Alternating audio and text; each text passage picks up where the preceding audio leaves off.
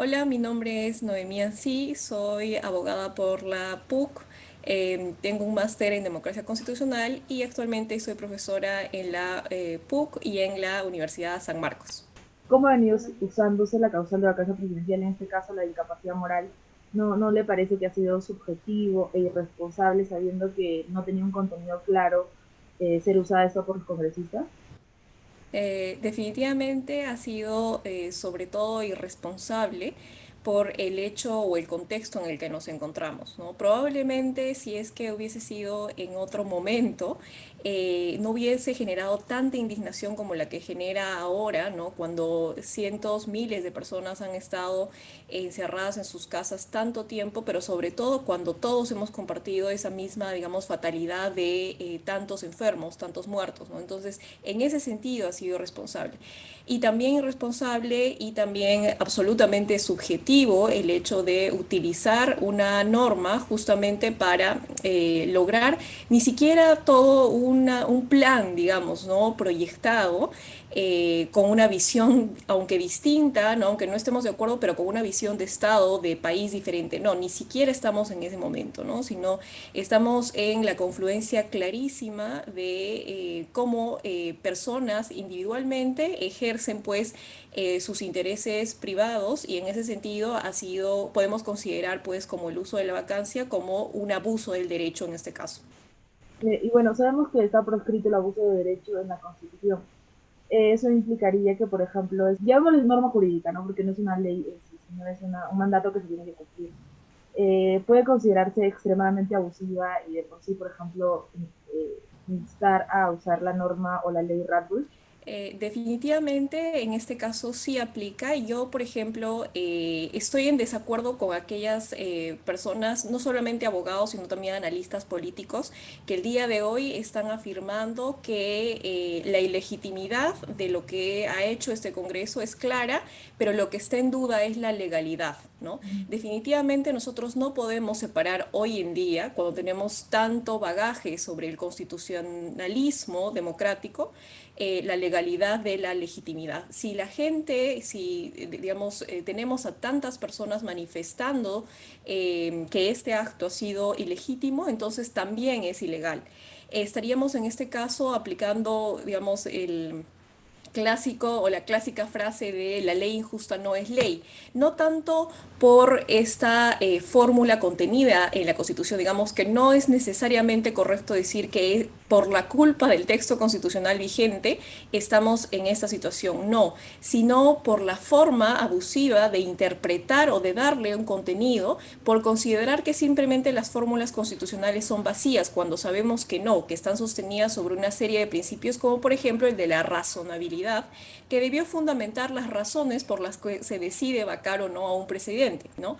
Entonces, definitivamente tenemos que estar seguros sobre la ilegalidad de esta decisión y, por supuesto, eso va o justifica de manera mucho más fuerte su ilegitimidad, entendiendo esta como un actuar absolutamente antidemocrático. La gente salió a protestar, se han visto varios videos también de marchas multitudinarias en todo el Perú, no solamente en Lima. ¿Cómo podemos entender este derecho a la protesta dentro de un contexto de pandemia? Sabemos que no es un derecho absoluto, pero también hemos visto que la represión policial ha sido exorbitante.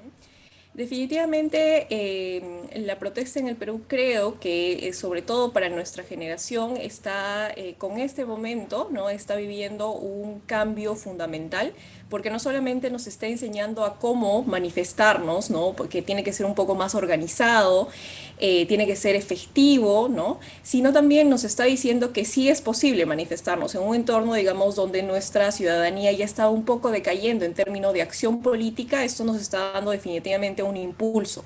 Y para ello, por supuesto, estamos respaldados absolutamente por un derecho que se llama la protesta social, que ha sido reconocido explícitamente por el Tribunal Constitucional hace no muy poco, ¿no?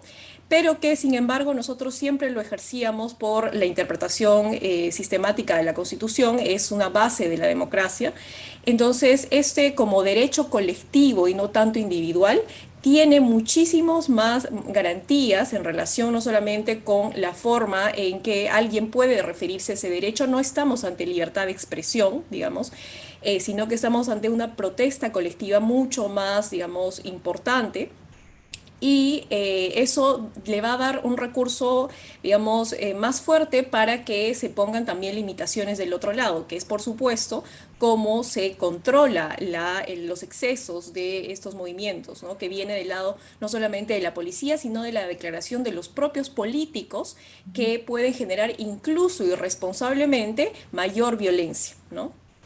Sí, claro, porque justamente veíamos que el actual ministro de Educación señalaba que esto era una protesta determinada o a cargo de Movadef, ¿no? Estaban señalando que esto era propio de terrorismo cuando claramente hemos visto que las movilizaciones han provenido, por ejemplo, de organizaciones estudiantiles, de ciudadanos de a pie que lamentablemente no tienen nada que ver con Movadef, que se vienen involucrados con esto, ¿no? Sí, definitivamente es clásico en nuestro país hacer lo que se conoce como la estigmatización de la protesta. Nos dan una, digamos, un preconcepto como es, pues, unirnos, ¿no? De alguna manera con el terrorismo, cuando prácticamente eso va absolutamente como una vulneración del derecho, porque en el ejercicio pleno, digamos que eso empieza a afectarlo, ¿no? Entonces, por supuesto que estamos ante un momento donde definitivamente no solo se ve en las calles que hay este tipo de manifestaciones, sino la propia ciudadanía dentro de su casa se empieza a manifestar, ¿no? De diferentes formas, y eso legitima, ¿no? Que se trata de un movimiento ciudadano sin ningún arraigo que pueda desvalorizarlo, ¿no? Claro, precisamente hablando de estas diversas formas de protesta, porque no solamente la marcha puede ser una, sino incluso los cacerolazos que se han venido viendo a partir del lunes. Eh, los profesores también se han organizado, me parece, dentro, por ejemplo, de la Facultad de Derecho, para brindar quizás asesoría legal o apoyo a alumnos o a ciudadanos que en verdad están en peligro por precisamente participar de esta forma de protesta. ¿Cómo usted ve esta organización científica? Lo que vemos ahora es sobre todo espontaneidad, ¿no? Diferentes estratos, diferentes grupos, no solamente institucionalizados como las universidades, sino también de los propios abogados jóvenes, ¿no? Que eso también llama bastante la atención, cómo es que están espontáneamente tratando de armar algo, ¿no? Y eso, como decía, es muy meritorio porque nos da a lo largo del tiempo, de ahora en adelante, posibilidades de construir una manifestación a través de diferentes formas de protestar que sea mucho más organizada, y que las instituciones como las universidades y los profesores estén o formen parte de eso, nos dice pues que esto no es un tema de los jóvenes, no es un tema de la indignación que a veces no necesariamente está justificado o tiene un objetivo claro, sino que es una cuestión que puede pues coincidir, ¿no? En muchas formas de en conjunto trabajar, ¿no? Claro. Finalmente, profesora, para usted, ¿cuál es la afectación o las implicancias que esta situación, esta crisis actual, ha generado con la democracia? Eh, yo creo que podemos verlo desde un lado optimista y desde un lado pesimista, ¿no?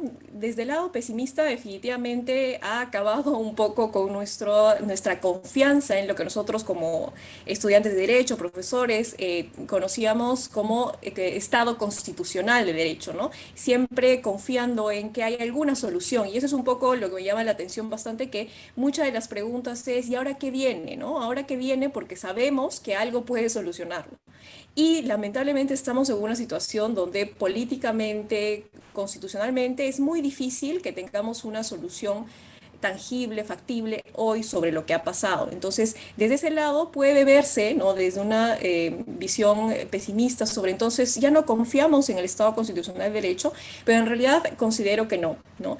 Porque tenemos que saber, y justamente esto iba un poco con la primera pregunta, que si nosotros estamos seguros, ¿no? Sobre este hecho antidemocrático, entonces definitivamente sí hay una base de principios más allá de lo que diga el texto de la Constitución, que nos hace comprender que estamos protegidos por nuestros derechos, por estas ideas de razonabilidad y sobre todo de control del poder. Entonces definitivamente sí hemos tenido una fuerte afectación a la democracia, ¿no? pero definitivamente no es para dejar de confiar en ella, ¿no? Sino más bien para saber dónde están nuestras debilidades y empezar a reforzarlas. No solo me refiero a una interpretación que va a ser el TC en este caso, no solo me refiero a un cambio del texto constitucional, sino me refiero a que el poder ya va a ser ejercido con otro tipo de contenido, ¿no? Y eso, por supuesto, hay que verlo en ese sentido como positivo para la democracia.